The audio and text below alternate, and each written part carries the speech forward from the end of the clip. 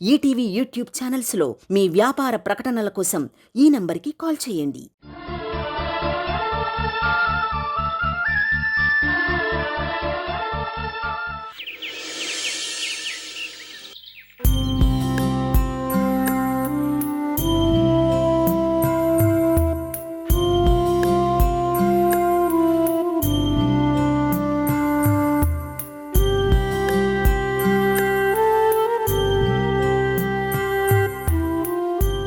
ఏమండి, కాఫీ తాగండి.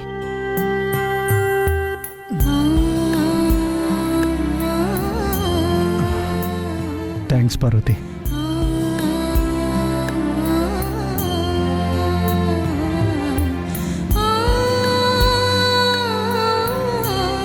మీకోసం ఇంట్లో వాళ్ళందరూ ఉదయాన్నే గుడికెళ్ళి అర్చన చేయించారండి. అత్తయ్య గారైతే 101 ఒత్తులతో దీపాలు వెలిగించారు. భాగ్యం అయితే మీ గురించే మొక్కుకుంటూ గుడొదిలి రావట్లేదు తెలుసా. శ్రీ వేదాలైతే ఉపవాసం ఉండి మీ గురించి పూజ చేశారు.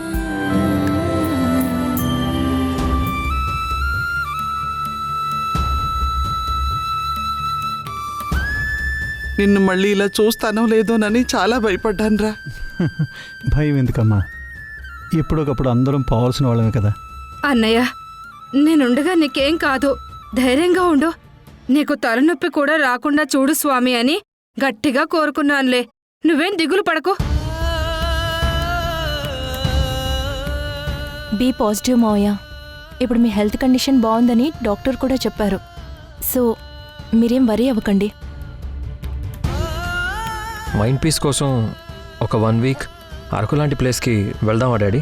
నో, నేను చేసిన పాపాలు నేను ఎంత దూరం వెళ్ళినా నన్ను వెంటాడుతూనే ఉంటాయి శ్రీ. ఇది కర్మఫలం, అనుభవించాల్సిందే, తప్పదు. నేను ఇక్కడే ఉంటాను. సార్, ఎక్కువ స్ట్రెయిన్ అవ్వకండి, హెల్త్ అప్సెట్ అవుతుంది. పేషెంట్కి కొంచెం రెస్ట్ ఇవ్వండి madam. Dad,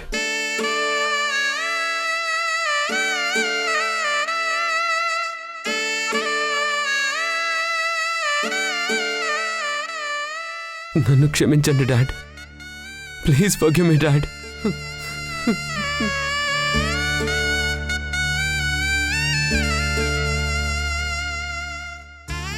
dad dad sorry dad. మీతో రూడ్గా బిహేవ్ చేశాను, మిమ్మల్ని ఇన్సల్ట్ చేశాను, మిమ్మల్ని లెక్కలేనితనంగా మాట్లాడాను. రిషి, ఇట్స్ ఓకేరా, కూల్ డౌన్. నో డాడ్, అన్నీ తెలిసి కూడా నేను ఒక ఫూల్ మాదిరిగా బిహేవ్ చేశాను. మీరు నా మీద చూపించిన ప్రేమని అర్థం చేసుకోలేకపోయాను డాడ్. మీరు లేకుంటే నేను nothing dad.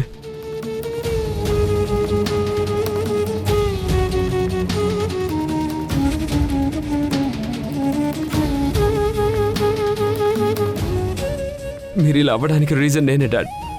Beat me dad, beat me dad. Rishi,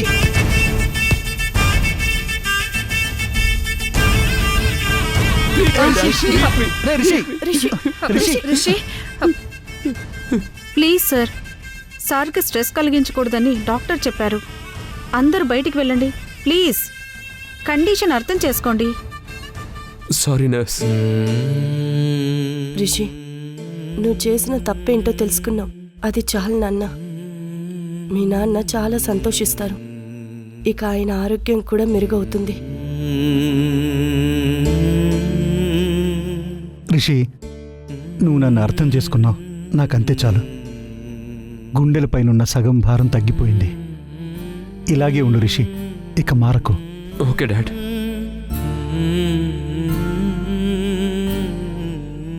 sorry అత్తయ్య,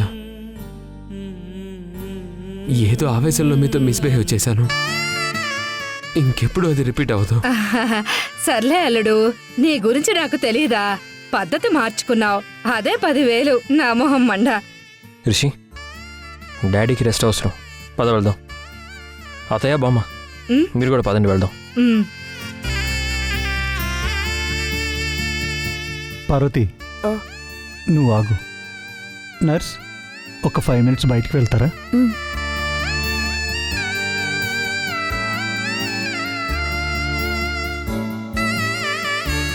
పార్వతి, నిన్నొక మాట అడుగుతాను, చేస్తావా?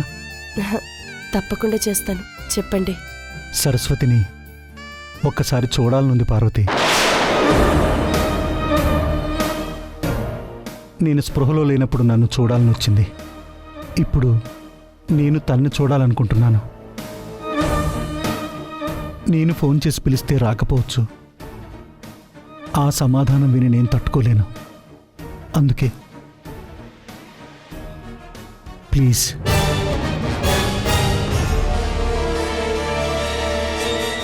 ప్లీజ్ పార్వతి. సరేనండి, అక్కని పిలుస్తాను.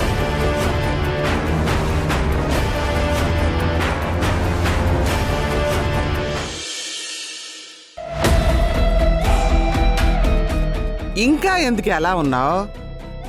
మీ అన్నయ్య స్పృహలోకి వచ్చాడుగా. నన్ను ఇందాక రిషి కొట్టబోయాడు. ఇందాక సారీ చెప్పాడనుకో, కానీ వాడు అలా చెయ్యెత్తినందుకు మండిపోతుంది అమ్మా. సమయం సందర్భం లేకుండా నోటికొచ్చిందల్లా వాగితే ఇలాగే చేస్తాడు. ఎంతసేపు నీ కూతురు పెళ్లి గొడవ తప్ప ఇంకేముండదా? వాడైతే చెయ్యెత్తూరుకున్నాడు. అదే నేనైతే 32 పళ్ళు ఊడిపోయేలా కొట్టేదాన్ని. చాలే ఆపు. నేనంటే మాత్రం కొట్టబోతాడా? ఇన్ని రోజులు నేను చెప్పినట్లు చేశాడని ఇప్పుడు కూడా చెప్పాను.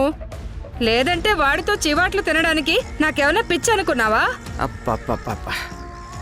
పేరుకు నేను మేనత్తనాయనా, చిన్నప్పటి నుంచి వాళ్ళ అమ్మ కంటే నేనే కదా వాడిని ఎక్కువ చూసుకున్నాను. ఆఖరికి వాడి ముడ్డి కూడా కడిగాను కదే.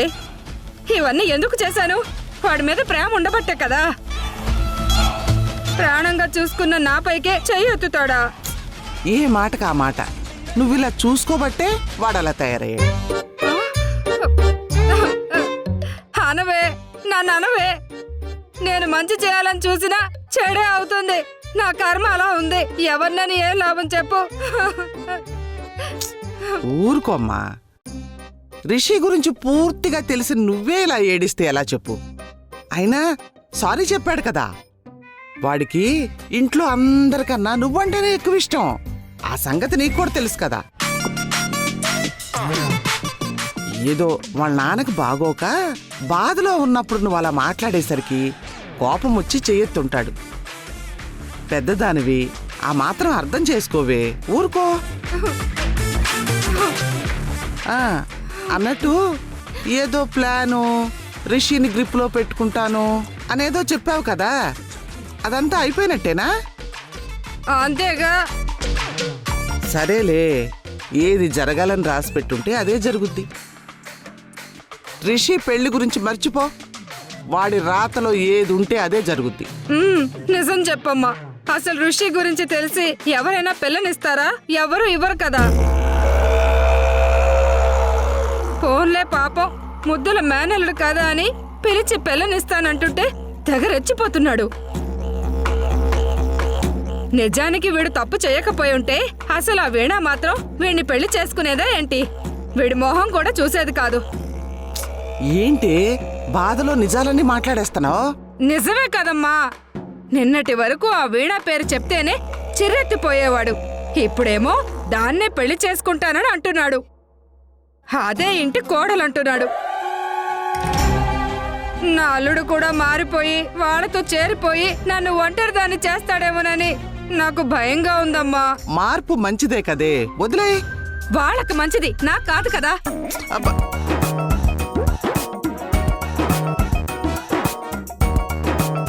వాడు వీణని పెళ్లి చేసుకుంటే జైలుకెళ్ళేది తప్పుతుంది కదా. అంతకంటే ఇప్పుడు కావాల్సింది ఏంటి చెప్పు? అసలు వేణంటే రిషికి నచ్చదు కదా. మరి దాన్ని ఎలా పెళ్లి చేసుకుంటానంటున్నాడు? కర్మ. సరే, నువ్వు ఆలోచిస్తా ఉండు, నేను ఇప్పుడే వస్తాను. అబ్బో,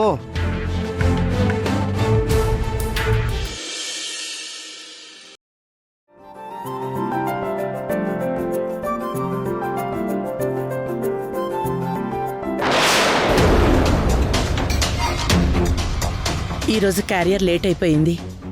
పాపం అక్కడ వీణ ఆకలితో ఎంత ఇబ్బంది పడుతుందో ఏమో. జాగ్రత్త శాంతమ్మా, జాగ్రత్తగా తీసుకెళ్ళు. మీరు రావట్లేదమ్మా? నాకెందుకో ఈ టైంలో నేను రావడం రిస్క్ అనిపిస్తోంది. అందుకే నువ్వు ఒక్కదానివే జాగ్రత్తగా ఆటోలో వెళ్ళిరా. అలాగేనమ్మా. మీకు అనుమానం వచ్చిందంటే ఖచ్చితంగా రాకపోవడమే మంచిది. నేను వెళ్ళొస్తానమ్మా.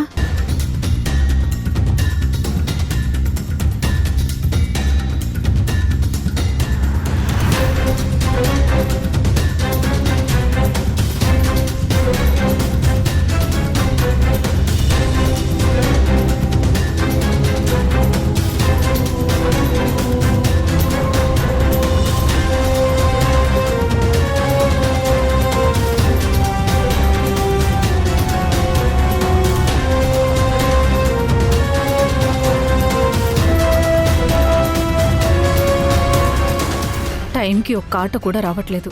అక్కడేమో వీణమ్మకి క్యారియర్ లేట్ అయిపోతుంది.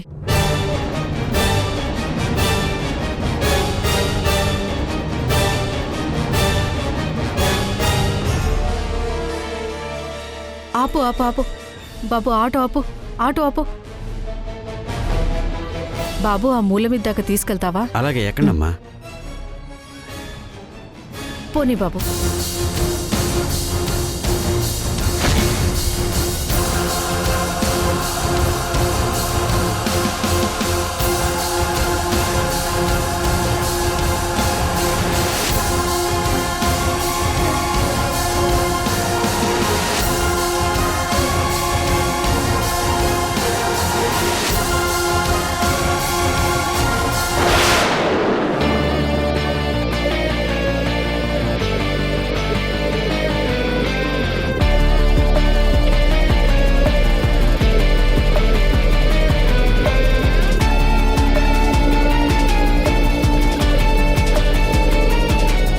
వామ్మో, మొన్నలాగానే ఈరోజు కూడా వెనకాల ఎవరో వస్తున్నారు.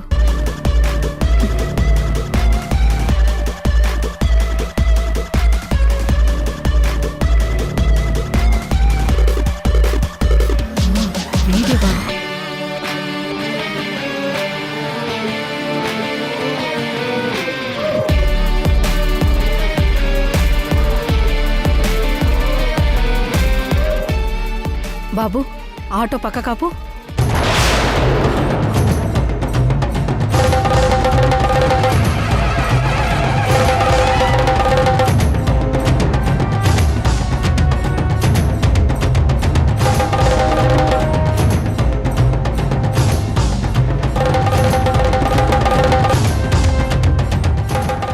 ఎవర్రా నువ్వు?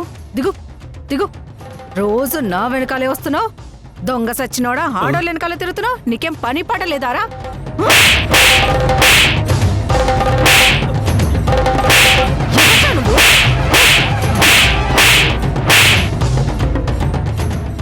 ఏమైందమ్మా? కొట్టడం కాదురా, పోలీసులకు పట్టించి కాళ్ళు విరగొట్టిస్తా. ఏమైందమ్మా?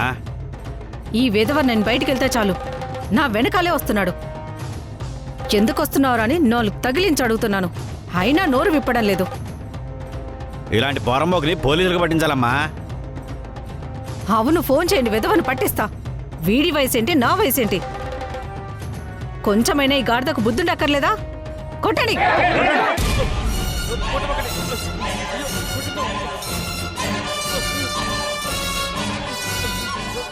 ఆపండి, ఆపండి. ఇంకొక్కసారి కంటపడ్డావా చంపేస్తాను.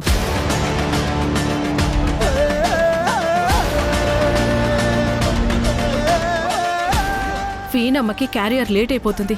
జాగ్రత్తగా ఎవరికంట పడకుండా ఇచ్చి రావాలి. పోనీ.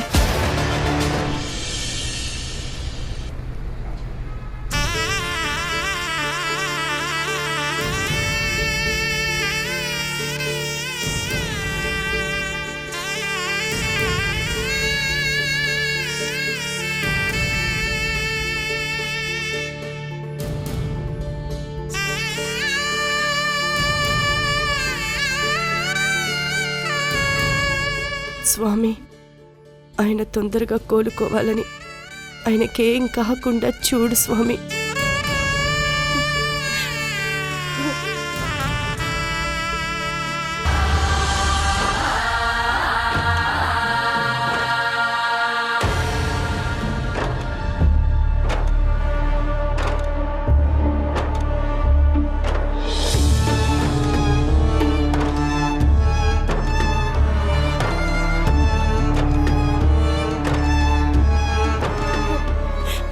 అక్క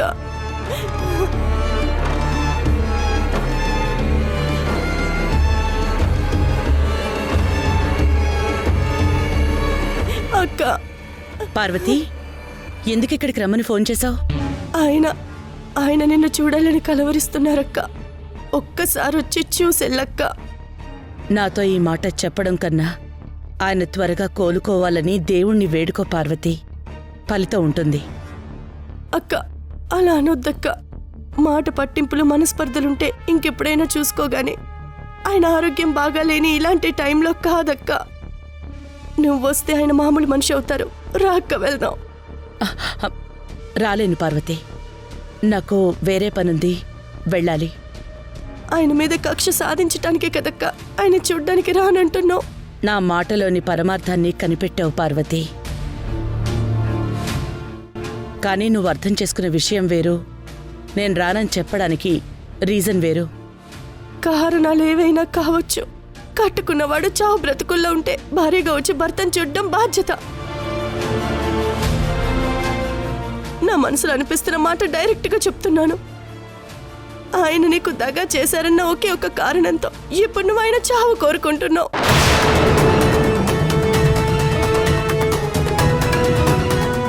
పార్వతి, ఏంటా మాటలు? ఉన్న మాటే అన్నానక్క. ఇది నిజం కాదని చెప్పక్క. చెప్పక్క. సమాధానం లేదా? లేక చెప్పడం ఇష్టం లేదా?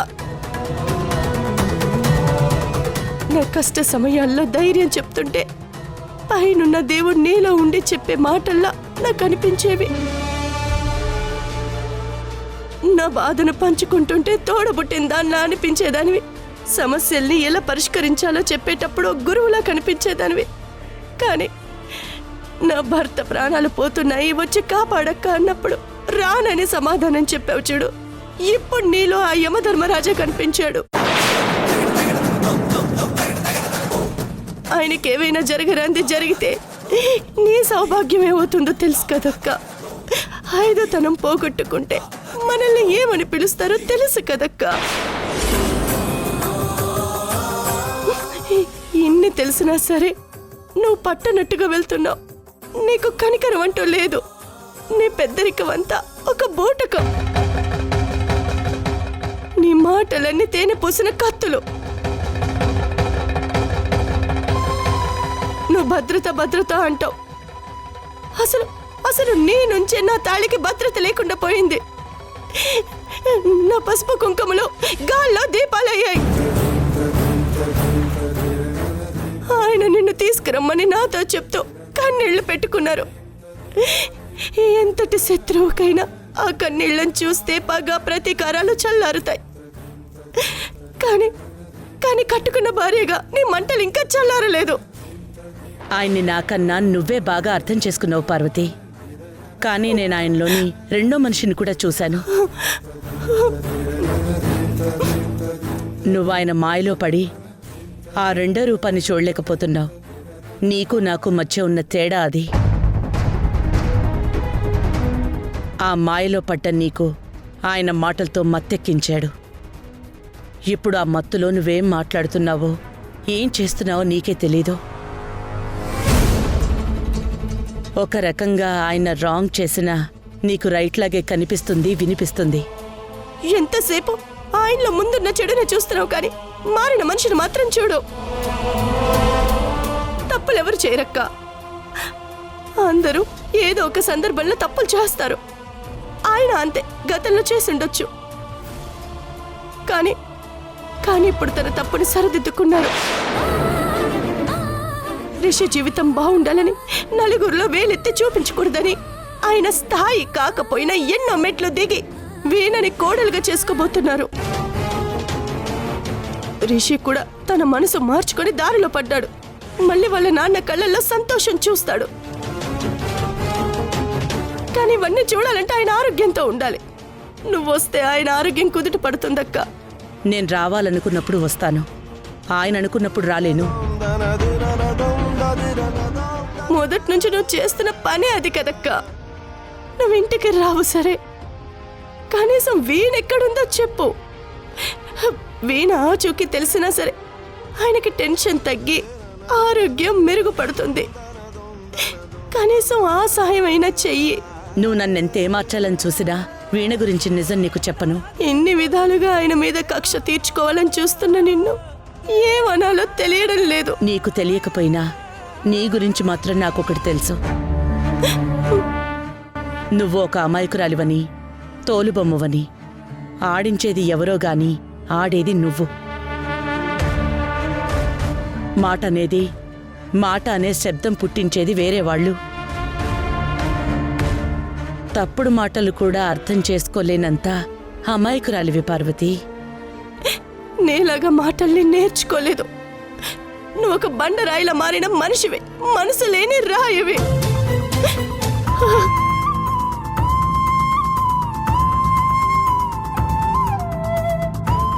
అక్కకి ఈ చెల్లెలిచ్చిన బిరుదు బావుంది పార్వతి. బండరాయి.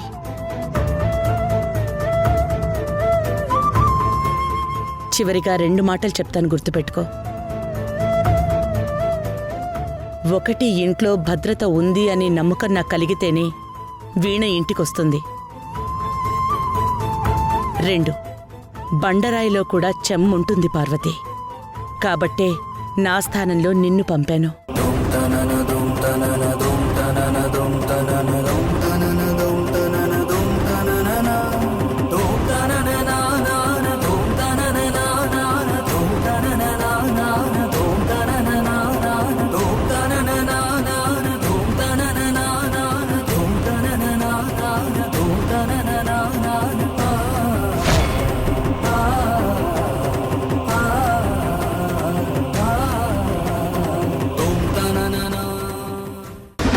అమ్మ వచ్చిందా? అమ్మ లేదు. వెనక వేరే కారులో వస్తుందేమో అమ్మ. చెప్పండి అత్తయ్య, మౌనంగా ఉన్నారేంటి? అత్తయ్య ఏమన్నారు? పార్వతి మొహం చూస్తుంటే మీకింకా అర్థం కాలేదా? ఎంత చెప్పినా వినలేదు. అక్క రానంది.